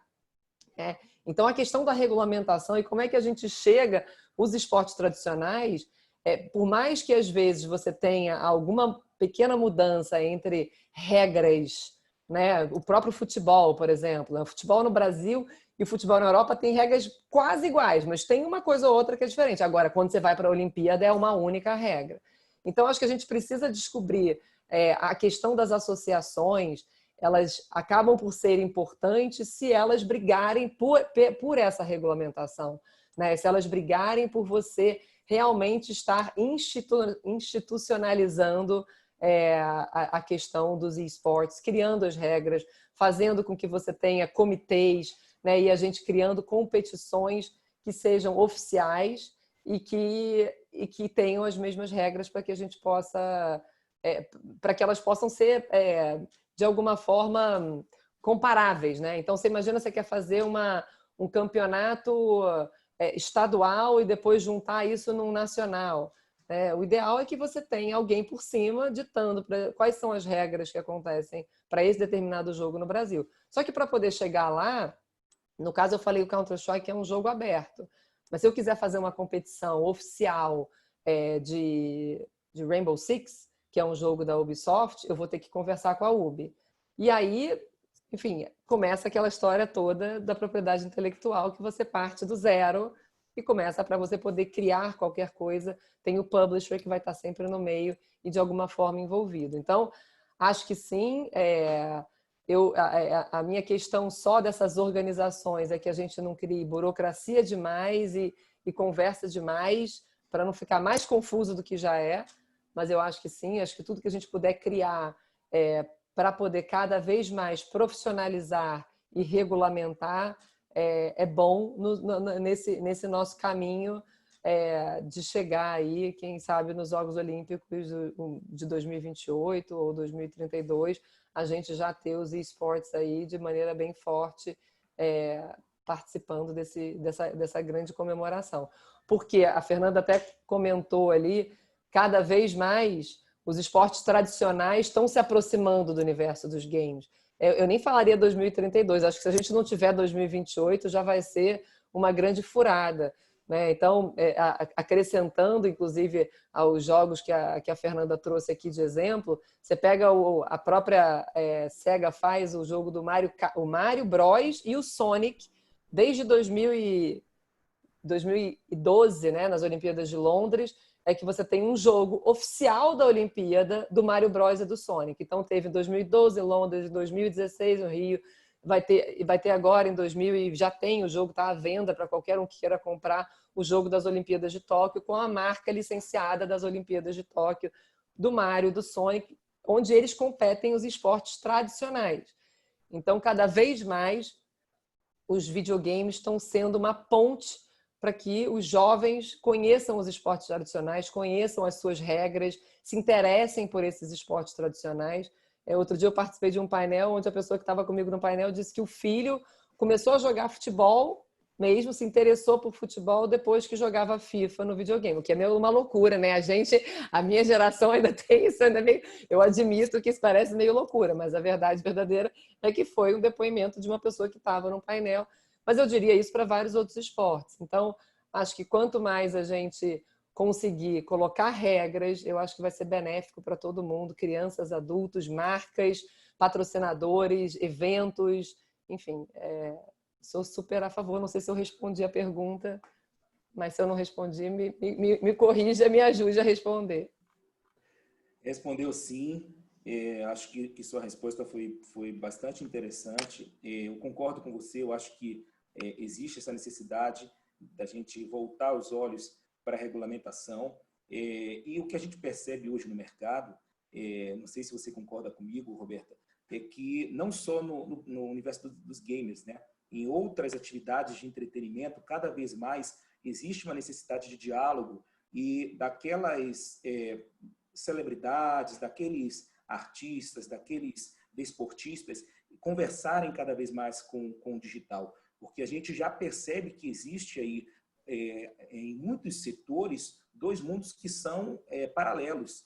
E que é até interessante, às vezes você tem pessoas que são muito conhecidas na televisão e que não tem muita expressão no universo digital, e da mesma forma você tem pessoas que são muito seguidas, têm uma audiência fantástica no universo digital e não conseguem migrar essa audiência para outras mídias. Então, assim como a gente já percebe hoje em diversos outros segmentos do entretenimento, eu não tenho dúvida que na área de games, cada vez mais esse diálogo, né, entre o que existe hoje nos esportes tradicionais vai ser benéfico para o desenvolvimento dos esportes tradicionais e também para assegurar que a audiência que hoje está no universo digital possa conhecer um pouco também dos esportes tradicionais, porque realmente é uma garotada que tem uma outra visão, outras experiências, né? E que o diálogo com o que já existe em termos de tradição acaba sendo salutar para todo mundo. Fernanda, Concordo. oi, pode falar, Roberta. Não, eu ia falar, concordo em gênero, número e grau. Eu acho que assim, eu acho que os dois têm muito a aprender. Os esportes tradicionais têm muito a aprender com os esportes que vêm aí de forma moderna, né, conversando com as marcas de uma outra maneira, com atletas que já nascem no digital, né? Diferente do cara do esporte tradicional que está tentando fazer lá o canal dele, não sei o quê, o jogador profissional de esportes, ele já começa no digital, a vida dele nasce no digital. Então, acho que tem muitos aprendizados aí para fazer dos dois lados e isso vai ser muito rico, mas é uma questão que a gente tem que trazer, sem dúvida nenhuma, para poder acelerar esse processo e todo mundo sair ganhando. Verdade, com certeza. Fernanda? Oi, Daniel, obrigada. Oi. Muito boa discussão. Com certeza. Quero te introduzir nessa discussão. Nós temos aqui algumas perguntas, né? Eu acho que eu posso até já antecipar, porque, deixa eu ver, eu li uma aqui que teria um pouco de proximidade. Não sei se você se sente confortável em falar, mas tem uma que pergunta o seguinte, sobre as regras de esportes. A Lei Pelé seria suficiente para proteger ou seria melhor que nós tivéssemos alguma legislação específica para esportes eletrônicos? A Lei Pelé, na verdade, trata, aqui nesse escopo que a gente está conversando, além de outras questões, mas do ponto de vista de direitos de imagem, de exploração de direitos de imagem, trata meramente desse elemento. Então, se ela é suficiente para a situação, para a circunstância dos esportes, sim, desde que, né, a vírgula dos advogados, desde que esporte seja considerado de fato esporte.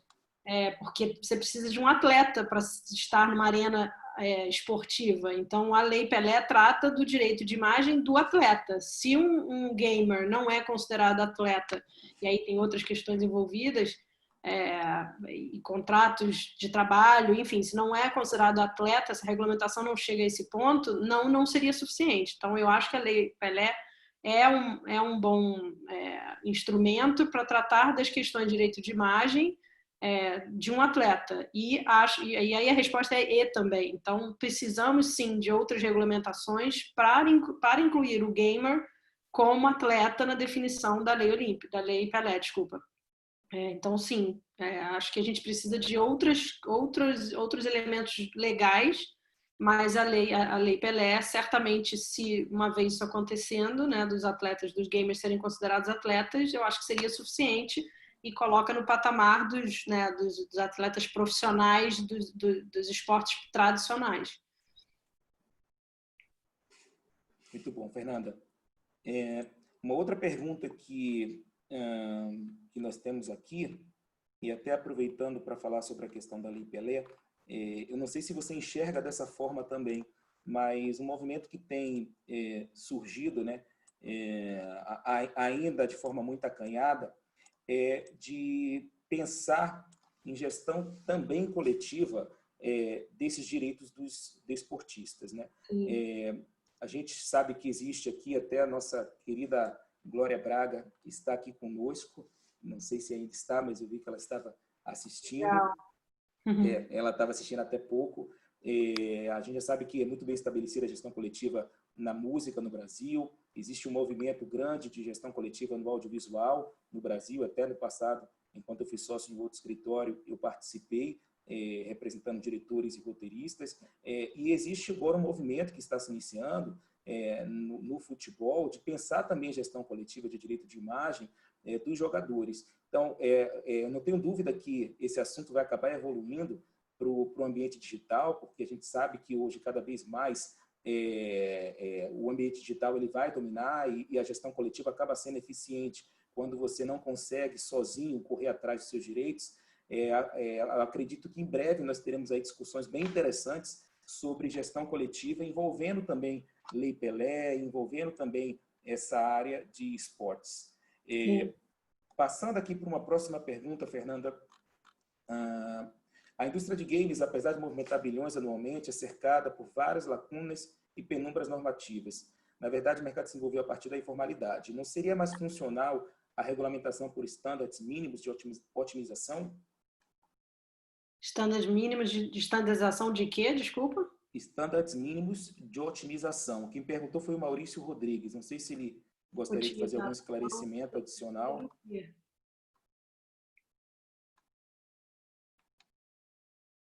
De repente, se ele quiser voltar com algum esclarecimento adicional, a gente refaz a pergunta. Entendi, para ser sincera. Se ele quiser, Maurício, se você quiser voltar com algum esclarecimento adicional, a gente refaz a sua pergunta, tá? A Camila Nunes, em nome de Rafael Pinho, da Casina Leonardos, pergunta: em esportes regulados e organizados por federações e confederações, tem a previsão de pagamentos para jogadores de direito de arena pela Lei Pelé. Como vocês enxergam a aplicabilidade dessa hipótese para o esportes? Eu acredito que você já respondeu. A gente já falou um pouquinho disso, é muito interessante. Existe realmente esse projeto de lei. Obrigada, Camila e Rafael, pela pergunta. E Maurício, antes, pela outra pergunta. Desculpa que eu não entendi, mas submete aí mais uma vez, por favor. Existe realmente esse projeto de lei e é muito interessante porque busca endereçar as questões relacionadas a esses gamers que não estariam no escopo da Lei Pelé. Eu acho que menos leis paralelas e complementares, melhor. Então, se a gente pudesse endereçar a questão dos gamers serem ou não atletas, e aí já está se falando da obra audiovisual, enfim, do escopo da Lei Pelé, eu acho que é mais eficiente. Mas eu posso só fazer um comentário? Eu acho que antes da gente chegar lá e falar de Lei Pelé e tal, eu acho que eu estava tentando ler aqui para ver onde é que eu tinha visto, mas a verdade verdadeira é que antes disso a gente precisa decidir no país aonde ficam os jogos eletrônicos, né? Quem vai regulamentar os jogos? Porque assim, hoje é o seguinte, tá na cultura, tá no audiovisual e tá no esporte e tá na tecnologia também, né? Então, quem é que vai abraçar essa causa, né? Quem é que realmente... Porque hoje você faz um evento de... Eu falo pela Game XP, a gente usa incentivo do esporte e a gente usa incentivo da cultura. Mas se eu quisesse, eu podia usar de alguma forma, não incentivo, mas algum tipo de envolvimento com a tecnologia, porque tem tudo a ver. Então, assim, debaixo de qual guarda-chuva que os videogames vão ficar, para depois a gente entrar. Será que é a Lei Pelé mesmo? Assim, nós, na Game XP, tratamos os jogadores como atletas. Então, eles têm o vestiário, eles têm a academia, porque um jogador profissional de esportes hoje em dia, para quem não conhece, ele tem desde atendimento de terapeutas e psicólogos e tal, até um treinamento intensíssimo de atividade física, porque você imagina você ficar sentado 12 horas por dia. Você precisa preparar a sua coluna, né? Você precisa preparar suas pernas. Você imagina você ficar mexendo num mouse ou num joystick o tempo inteiro. Você tem que ter os braços fortes, os punhos bem trabalhados. Então, isso tudo, exatamente como nos esportes, os esportes também precisam de uma preparação psicológica, física, né? E muita dedicação. Muita dedicação. Esses meninos e meninas hoje que estão e fazem parte da cena profissional dos esportes são muito, muito dedicados. Só que hoje eles estão, a gente, né? Aí eu falo como indústria, a gente ainda está meio perdido, porque o Brasil, apesar de ser gigante, e como a Nancy colocou na abertura, né, hoje somos o terceiro país do mundo em consumo de videogame e o segundo país em consumo de streaming de videogame, ou seja, a gente é bem fã de videogame, mas ainda assim o país não abraçou essa indústria entendendo o quão importante ela é. Então, acho que essas conversas aqui, como eu falei, são super importantes por todos os motivos, né? Primeiro, para abrir os olhos com relação à história da propriedade intelectual, mas também para a gente poder junto batalhar por um espaço, para entender onde é que é o nosso espaço, né? Onde é que a gente fica e se enquadra. Enquadro, perfeito. Desculpa. Perfeito. Não, muito bom, Roberta, muito bom. Muito o olhar bom, é muito Roberta. bom para todo mundo aqui, tenho certeza. Muito bom. E eu emendaria com uma pergunta que veio, eu não vou fazer ela do jeito que veio, mas eu vou modificar um pouquinho, com o mesmo sentido, porque o Antônio Carlos Aidar, ele aponta, né, dirigindo a pergunta para a Fernanda, ele quer saber quais foram os pontos de conflito, né, porque ele sabe que tem muitas regras, que são regras do COI, mas ao mesmo tempo nós temos a legislação brasileira que tem que ser respeitada. Então ele pergunta se houve ali uma experiência de conflitos entre o que ditava o COI e o que a legislação nacional exigia, né, ou permitia, ou proibia em termos de Jogos Olímpicos. Que pergunta ótima, adorei. Primeiro porque conflito era o nome da experiência para se colocar os Jogos Olímpicos de pé. Conflito, enfim, um pouco de tudo, mas eu acho que, sem querer, enfim, sem poder abrir muita coisa, eu acho que talvez a coisa que mais me marcou como conflito do entendimento da organização e do governo à época foram os direitos de transmissão e a questão do fair use, porque é uma notícia, né? O Bolt chegar em recorde tal é uma notícia, e a legislação brasileira previa uma forma específica de se fazer uso disso para eventos, né? Obviamente 10 segundos, se você colocar 10 segundos para o futebol é uma coisa, 10 segundos para o Bolt é menos do que o suficiente. O cara já chegou, já está no vestiário nessa altura. Então existia sim houve sim um conflito com relação a essa questão do direito de transmissão e do direito de fair use. O COI tem uma política, implementou essa política, uma política global de fair use, de fornecimento do material para fins jornalísticos. Então está aqui o footage, né? As imagens cruas, e você escolhe, você faz a parte editorial, está aqui o que você precisa, mas as regras são essas e essas e essas. E a gente realmente teve que negociar para que isso fosse feito como necessário, porque a legislação era cinza e abria, não é que a legislação era contrária àquelas regras, mas ela, por não ser, obviamente, feita para uma situação como os Jogos Olímpicos, ela deixava brechas. E ali, naquele momento, de novo, de enorme sensibilidade política, a gente está falando de 2016, a gente está falando de uma lei olímpica que foi assinada como nos últimos atos da presidente Dilma, antes dela sair, um pouquinho antes do impeachment. Então, a gente está falando de uma época muito sensível, onde essa lei olímpica foi, quando essa lei olímpica foi promulgada, e que, sem dúvida, acho que essa de todas as coisas que eu me lembro, foi a que mais me marcou como um conflito realmente legal, assim, jurídico. Legal, Fernanda. Eu voltaria aqui só para a pergunta do Maurício, porque o Maurício ele trouxe aqui as explicações. Ele disse que ele entende por estándares mínimos, eu diria parâmetros gerais de proteção de direitos patrimoniais e direito de imagem, ao invés de regulação por normas mais detalhadas. Então, eu vou só refazer a pergunta dele. Por favor. Ele fala o seguinte: a indústria de games, apesar de movimentar bilhões anualmente, é cercado por várias lacunas e penumbras normativas. Na verdade, o mercado se desenvolveu a partir da informalidade. Não seria mais funcional a regulação por estándares mínimos de otimização? Entendi. Não, agora entendi. Obrigada, Maurício. Olha, eu sou muito crente dessa estrutura contratual que eu vi fortemente sendo montada na operação dos jogos. Não que a legislação não ajude, tanto que os Jogos de 2016, enfim, o comitê e o COI e a federação, o estado de cada um dos estados que participaram dos Jogos, porque a gente teve eventos em cidades de futebol que a gente chamava dos eventos fora do Rio e próprio município do Rio, houve sim como é que se diz? O desenho de um escopo legislativo para ajudar a operação dos jogos, diante do comprometimento que cada um desses entes fez, apresentou para o COI lá atrás, na época da candidatura, apesar disso ser importante, sim. Com relação especificamente ao que a gente está falando de propriedade intelectual, eu acho que é muito mais poderoso a gente pensar em instrumentos contratuais fortes, transparentes e uniformes, e por isso que eu terminei a minha apresentação falando da consistência, entre ligas, aquele ponto que a Roberta falou, como é que você pode ter regras tão diferentes se são como se fossem vários COIs ao redor do mundo de vários tipos de esportes, né?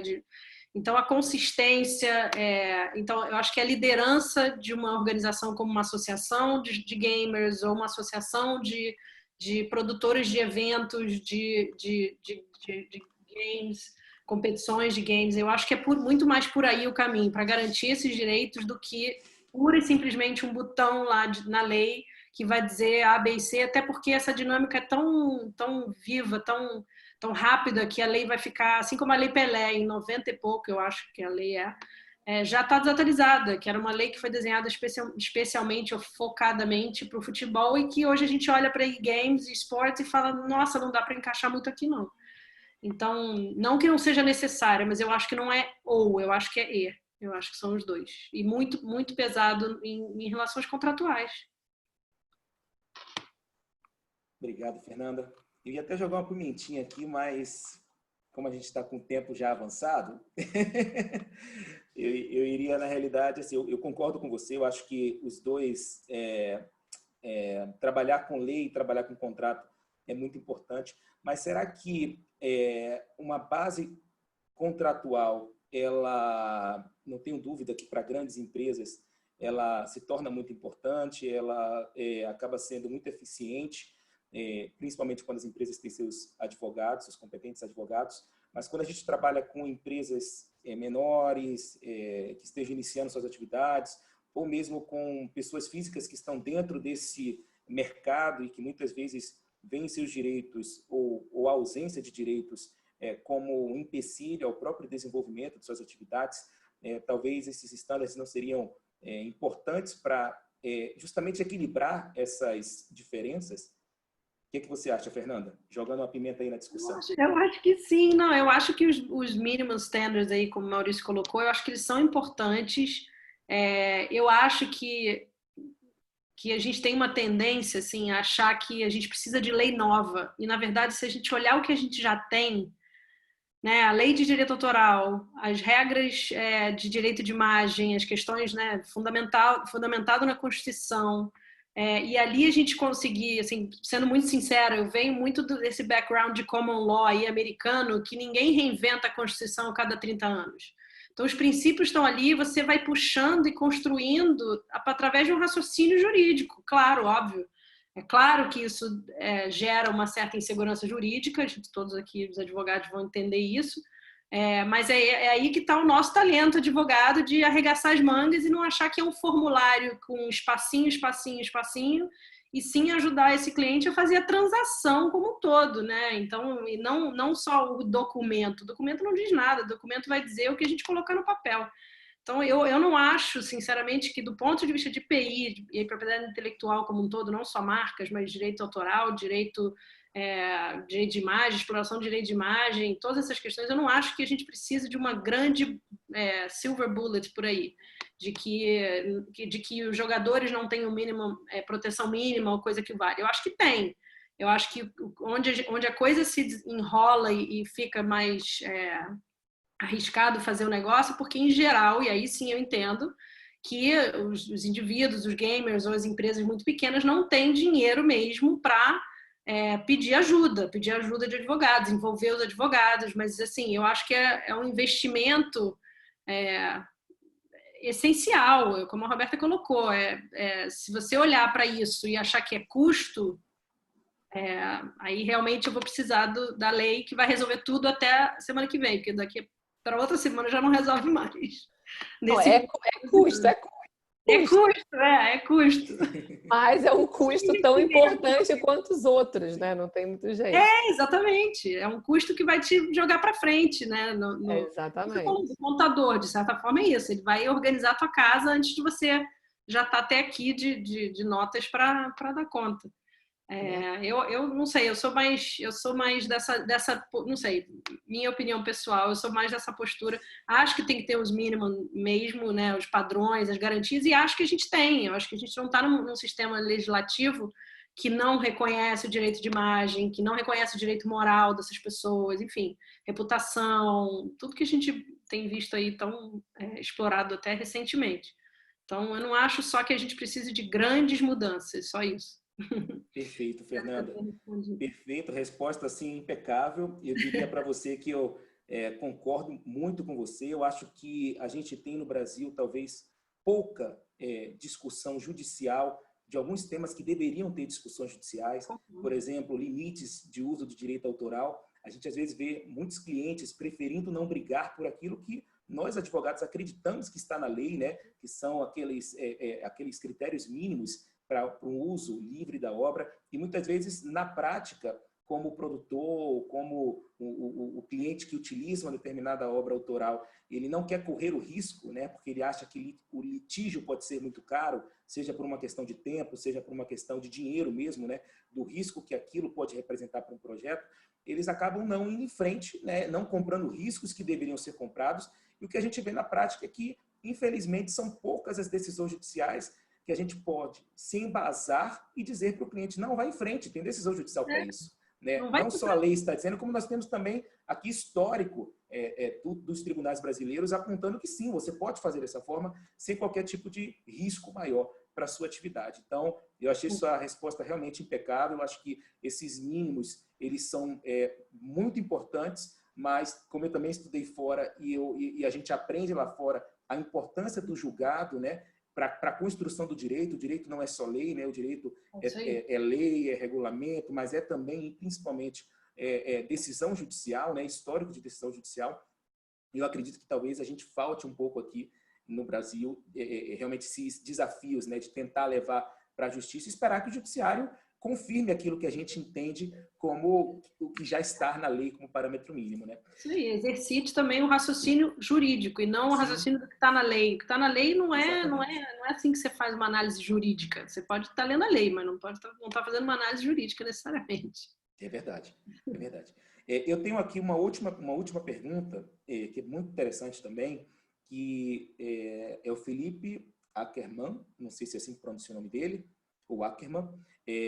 Será que com o advento do Marco Civil da Internet, LGPD, as leis de games seriam, eu acredito que é mais viáveis, que ele quis escrever? Será que com o advento do Marco Civil da Internet, LGPD, as leis de games seriam mais viáveis?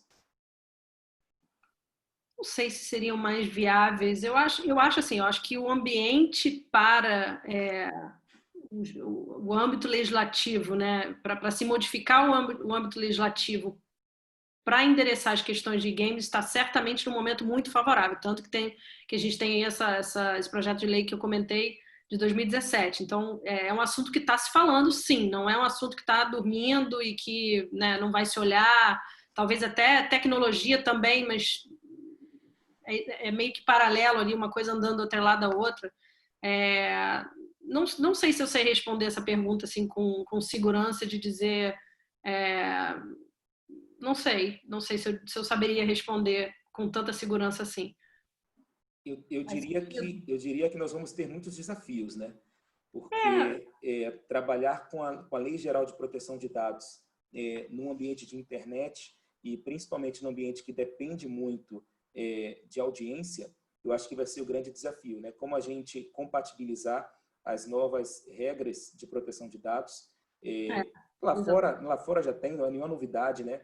Para nós que trabalhamos com clientes estrangeiros. Mas não de direitos de PI no sentido dessa exploração comercial. É por aí que eu estava indo. Eu não acho que necessariamente vai facilitar, mas enfim, acho que conversa para outro painel, talvez. Para outro painel, com proteção certeza. De dados e games. Com certeza. Não tenho dúvida. Eu acho que as perguntas pararam por aqui. Nós também já estamos aí com mais de 1h30 de seminário. Eu voltaria então para a Nancy, para a nossa presidente. Não sei se a Nancy gostaria de fazer algumas considerações. Obrigada. Mas eu acho que minha participação ficaria por aqui. Obrigada, Daniel.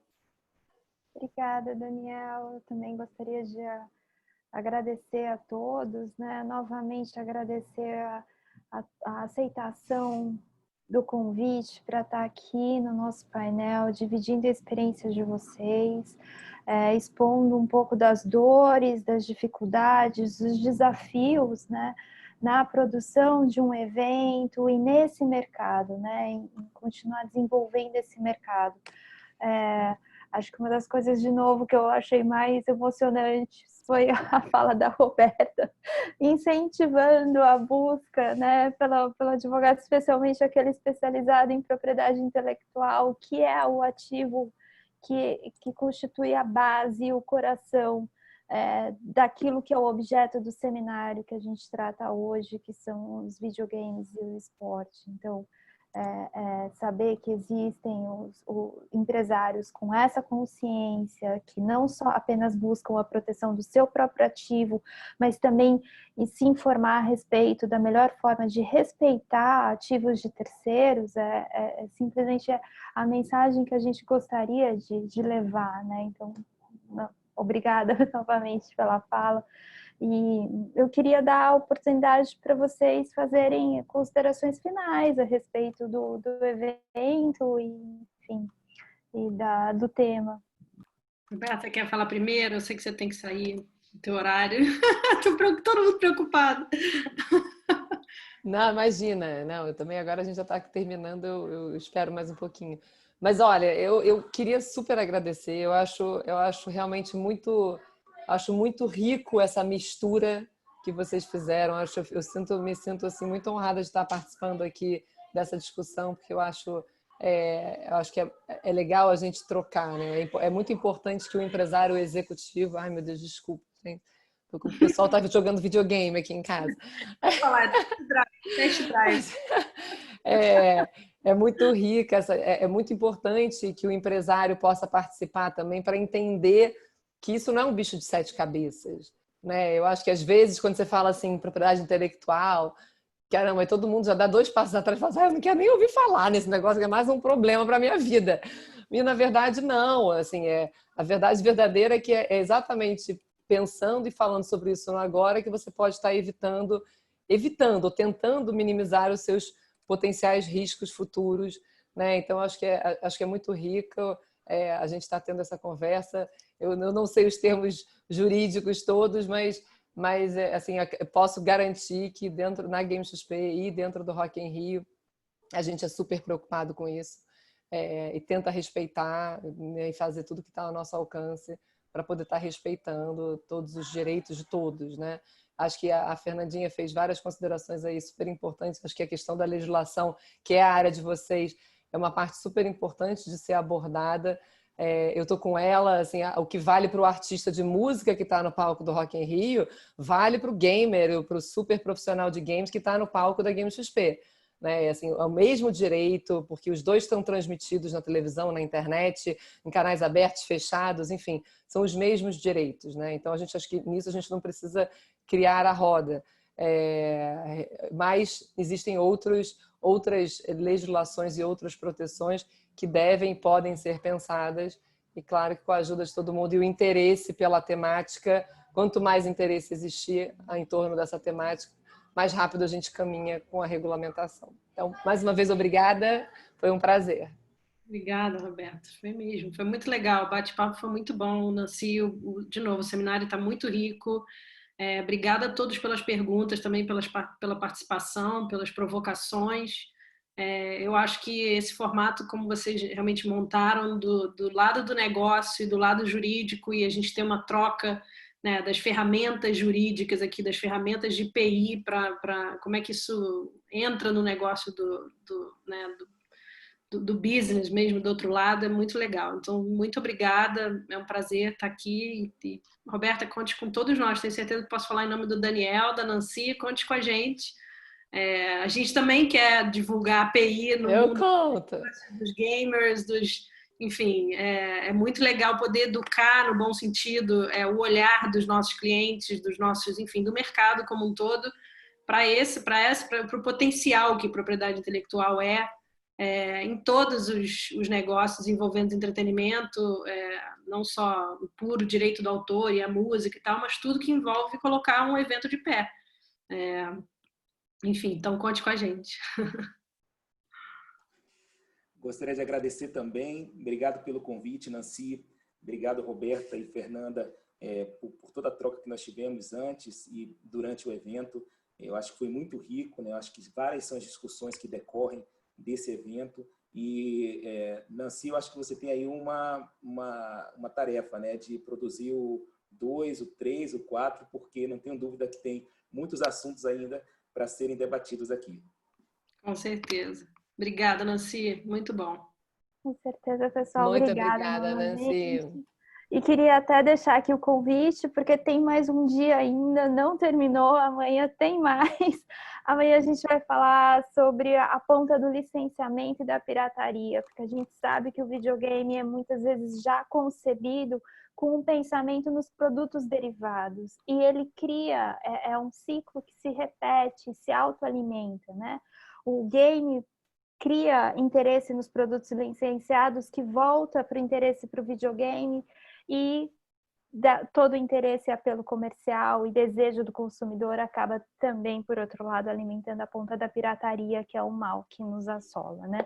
E é por conta disso que a gente resolveu fechar o seminário, esse nosso primeiro seminário, como o Daniel falou, porque aqui a missão dada, a missão cumprida, eu gostaria de fazer mais, porque a gente tem vários outros temas que ainda não foram abordados e que a cada dia mais pessoas vêm trazendo questionamentos que precisam ser explorados. E, se possível, nesse mesmo formato de Jurídico Plus, porque é importante a gente não pensar um pouco fora da caixinha. É pensar o direito sob o enfoque do nosso cliente, daquele que exerce a atividade para viabilizar o seu desenvolvimento econômico. Então, com essas considerações, eu novamente agradeço a todos e fica aqui o convite até amanhã. Tchau, tchau. Até amanhã. Até amanhã. Obrigada. Obrigada a todos. Tchau, tchau. Tchau, tchau. Obrigado. Com essas palavras, encerrando todos uma ótima noite.